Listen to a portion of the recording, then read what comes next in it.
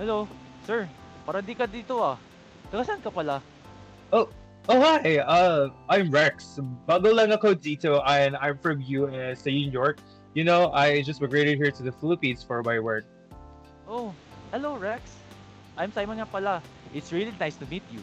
Oo nga pala, may birthday party pala ang mama ko sa bahay. And would you like to come with me? No, no, no. Wag na. Nakakahiya naman sa mama mo. Uy, huwag kang mahiya dito sa amin, Rex. Dito sa amin, pag may dayo tumating, welcome talaga sila dito. Especially ikaw. Oh, really? Sige, mag-join na lang ako. Nagugutom na rin ako eh. Thank you pala by the way sa pag-entertain sa akin, Simon. I'm really glad that you helped me sa pag-migrate ko dito sa Davao. Ay, walang problema yun, Rex. Ano na, Rex? Tara. Tara. Tara, Then. G.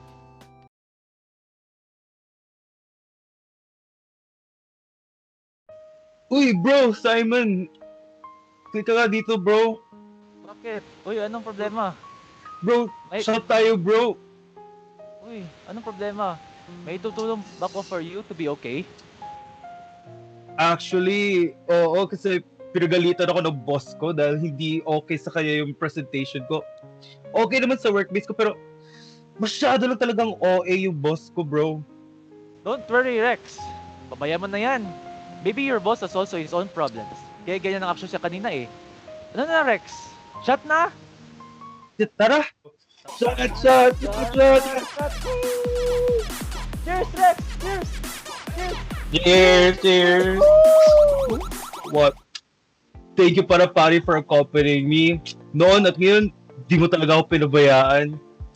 Uy, you're welcome, Rex. Parang kita kapatid eh. Basta ito, tandaan mo. Hindi kita pabayaan kahit kailan. Brothers tayo forever eh.